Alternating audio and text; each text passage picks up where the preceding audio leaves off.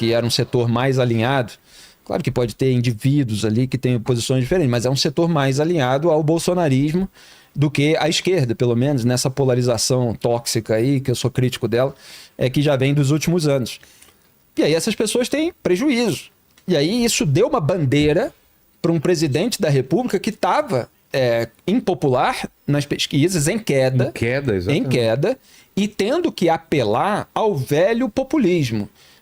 Não que ele tenha largado o populismo em algum momento, nunca largou, mas teve que fazer uma campanha massiva, com vídeos, esses produzidos agora em inteligência artificial, teve que reunir 270 influenciadores para retomar aquela militância virtual, que também nunca foi abandonada, mas estou falando de uma maneira mais agressiva, mais orientada, mais treinada, para colocar os super ricos como bode expiatório, como se eles não fizessem aliança com os super ricos. O caso do Petrolão foi nítido ali, com Marcelo Odebrecht, com Léo Pinheiro, os bancos que com Ricardo Pessoa, né? com banqueiros que sempre estiveram muito próximos ali do governo também.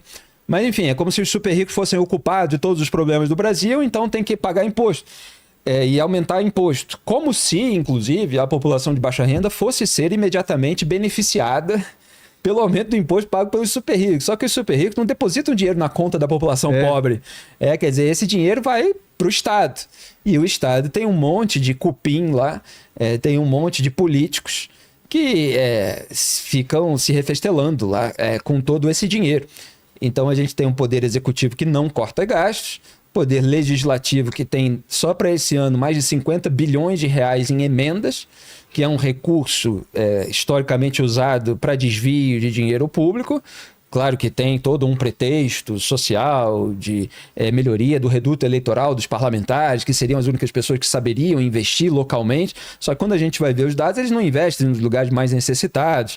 Outro dia saiu reportagem mostrando que os municípios com pior IDH não receberam emendas. Então você tem um custo muito elevado do Congresso Nacional, do Poder Legislativo, portanto, e a gente tem o Poder Judiciário mais caro do mundo, que tampouco corta gastos. Você tem um monte de reportagens aí sobre os super salários, os privilégios, os penduricalhos, que aumentam os salários dos juízes para cima do teto constitucional. Então você tem um Estado inchado, com integrantes dos três poderes que não cortam gastos, e aí você tem que aumentar impostos. Então o governo Lula ele vinha nessa pegada aí de defender aumento de imposto, que é algo teoricamente ruim, é algo impopular, é uma posição defensiva do governo. A família Bolsonaro sempre dá uma ajudinha ao lulismo, embora o pessoal da bolha bolsonarista não consiga enxergar isso, porque são pessoas que ficam presas à retórica, ao discurso, e eles acabaram facilitando. E a cada dia que passa, hoje, e talvez se vir amanhã, vai ter uma declaração pior amanhã, o Eduardo Bolsonaro faz mais declarações explicitando que ele está usando tudo para pressionar o Moraes, para ter uma anistia. Então, Jair Bolsonaro, o Eduardo Bolsonaro e o Flávio Bolsonaro, cada um a seu modo e um pior do que o outro, eles defenderam a anistia ampla, geral e restrita como solução para a derrubada da tarifa de 50%, que é imposta pelo presidente dos Estados Unidos, né? Mas o Eduardo está lá posando como quem tem uma influência direta. E você tem uma aliança mesmo política entre o Trump e o Bolsonaro. Então é como se houvesse uma chantagem. Você usa o país como refém.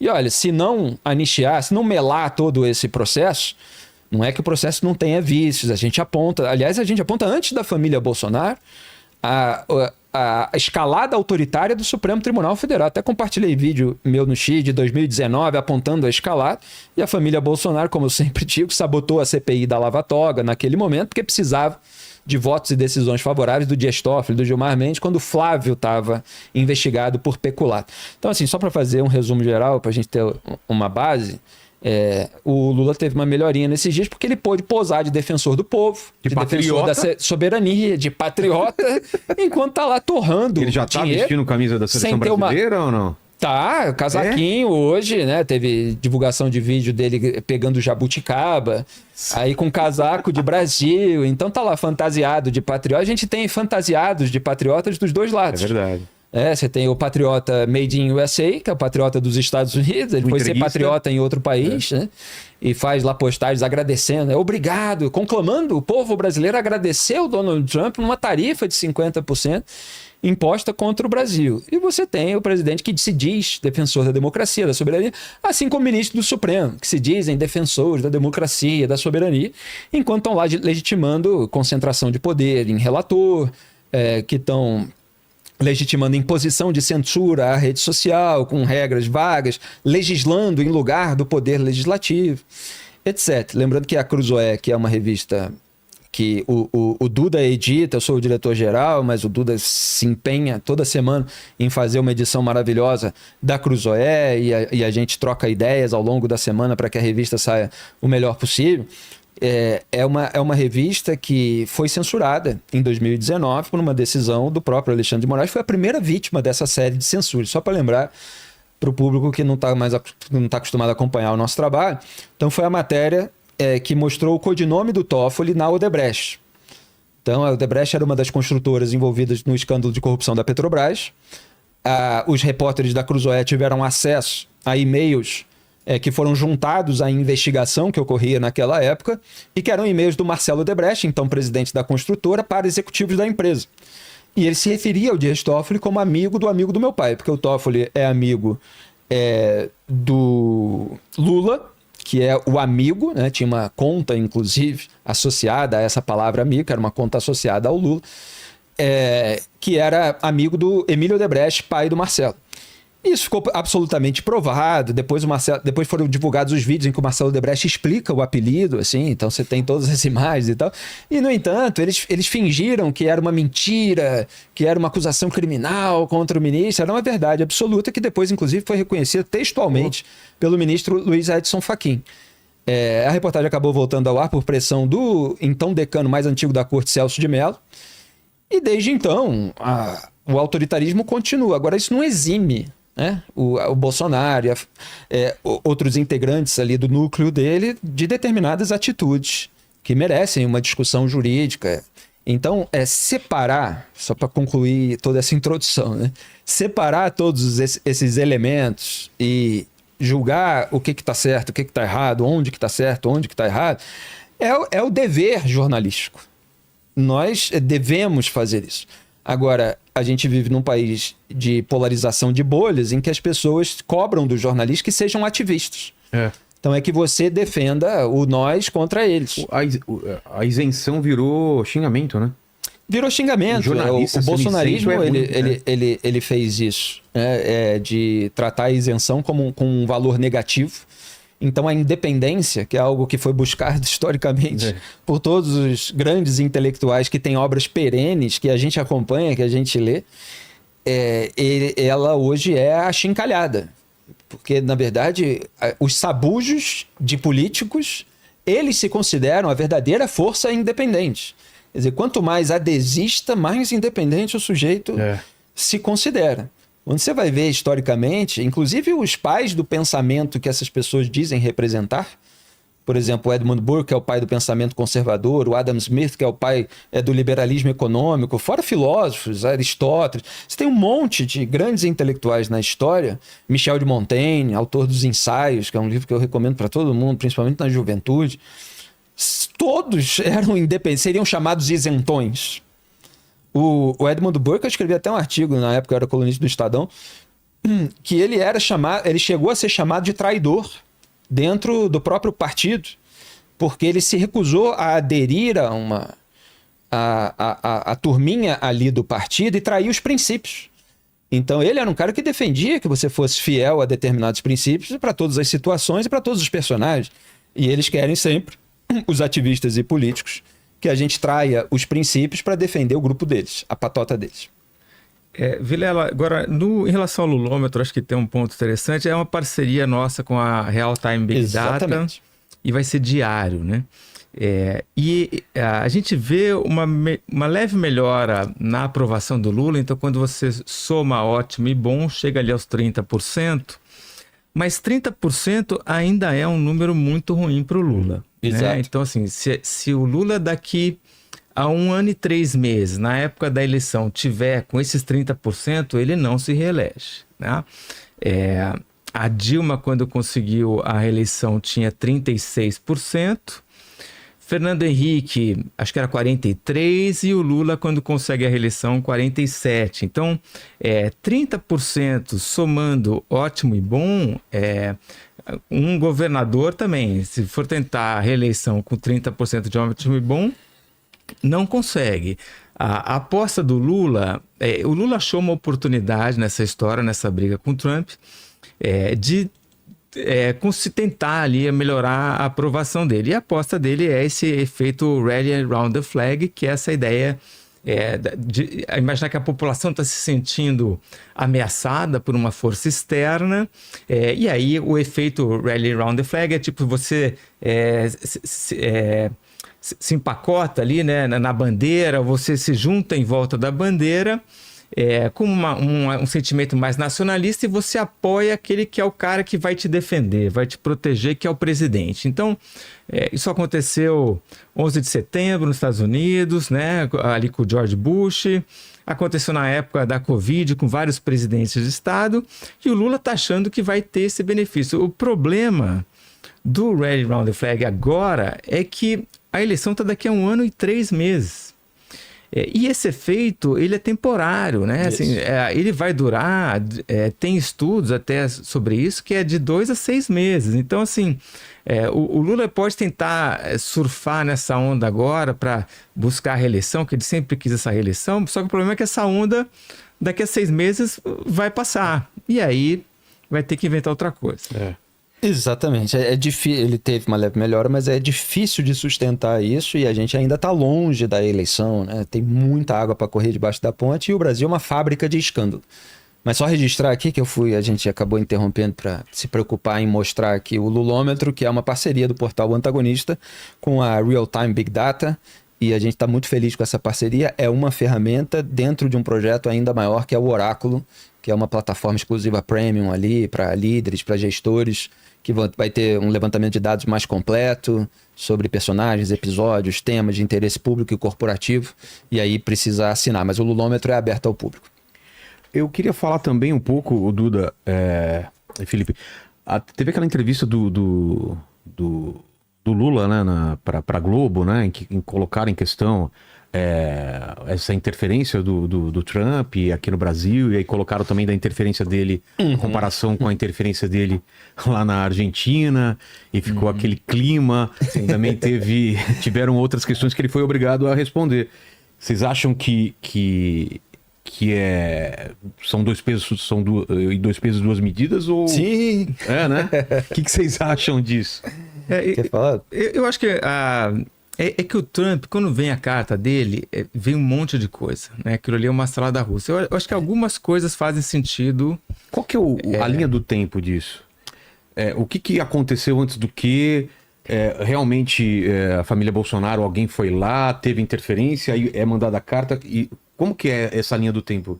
O Eduardo Bolsonaro está lá faz tempo, mas o Eduardo Bolsonaro estava sempre falando da Lei Magnitsky, né? Que é uma lei que foi batizada para homenagear um russo, né? Que acho que morreu até na prisão da Rússia, mas que ela é focada numa pessoa, né? Esse tarifaço de 50%, ele veio, na verdade, não de uma outra história. Porque o Trump reclamou dos BRICS, dessa coisa de querer uma outra moeda para fazer comércio que seja que não seja o dólar, né? Que é uma coisa muito da cabeça do Lula e do Celso Amorim, que não tem nenhuma razão de existir, não tem porquê. Não tem nenhum empresário aqui no Brasil pedindo para o presidente fazer: Lula, por favor, arruma lá uma outra moeda, a gente quer comercializar em renminbi, sabe? Não tem isso. Isso é a cabeça do Lula, o anti-americanismo dele e do Celso Amorim, que acham que a gente tem que criar, comercializar com outros países sem usar o dólar. Ele propôs isso em 2023, no encontro dos BRICS de Joanesburgo, E isso foi declarado em 2024 por um dos representantes russos, não me lembro se foi o ministro das Relações Exteriores, mas ele próprio entregou o Lula, falou, olha, essa é uma ideia que veio do Lula e tal, no encontro do ano passado, isso em 2024. Então, foi em agosto ali de 2023. Então, só confirmando o que o Duda está falando. Você perguntou da linha do tempo, quer dizer, o Trump, então, ia fazer uma retaliação a isso daí, ao BRICS e essa busca de uma nova moeda. Isso daí é ok, tá? Porque é uma questão de geopolítica mundial e ele pode inventar ali alguma maneira de pressionar esses países, né? Já que ele achou que os Estados Unidos iam ser prejudicados nessa história do BRICS, ok. Né? Só que junto na carta do Trump vem essa história toda do julgamento do Jair Bolsonaro, né? E a gente não sabe direito depois... Estranho, né? Colocar isso no mesmo balaio. Vem um monte de coisa. E aí, realmente, o Trump está se metendo em questões de política interna brasileira, né? É um julgamento de um tribunal que é independente. Ok, podemos falar. Todos os problemas do STF, aqui tem um monte deles, tá?